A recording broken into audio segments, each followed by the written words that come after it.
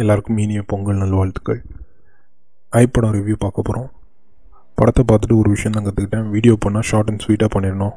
இழுத்துக்கிட்டே போயிருந்தால் எவ்வளோ போர் அடிக்கும் அப்படின்னு தெரியும். படம் பார்த்துட்டு உள்ள ரெஸ்பான்ஸ், எல்லோரும் சூப்பர் ரெஸ்பான்ஸ் கொடுத்துருக்காங்க. படத்தோட சாங்ஸ் 9/10 சூப்பராக இருக்குது. ஏஆர் ரஹ்மான் கேட்கவே வேணாம், சூப்பராக போட்டிருக்காரு. பேக்ரவுண்ட் ஸ்கோர் அசத்திருக்காரு, ஃபென்டாஸ்டிக். படத்தில் எல்லா பேக்ரவுண்ட் ஸ்கோரும் சூப்பராக இருந்தது. சந்தானம் காமெடி என்டர்டெய்னிங், சூப்பராக சிரிக்கலாம். Cinematography PC Sreeram super, 9.5/10. Direction சூப்பராக பண்ணியிருக்காரு சங்கர்.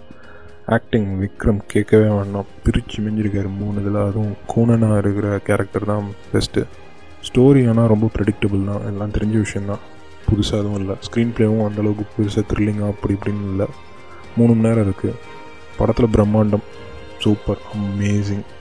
எடிட்டிங் கொஞ்சம் நல்லா பண்ணியிருக்கலாம், ரொம்ப ஸ்ட்ரெச் ஆன மாதிரி இருந்துச்சு. 3 மணி நேரம் உட்காந்துருக்குது, சீட்டெல்லாம் வலிக்க ஆரம்பிச்சிச்சு. But every thing else was fantastic. Graphics super. படம் ஓவராலாக 8.25/10 நான் கொடுப்பேன். படம் சூப்பராக இருக்குது. கண்டிப்பாக ஒரு தடவை பாருங்கள், முடிஞ்சால் 2 தடவை பாருங்கள்.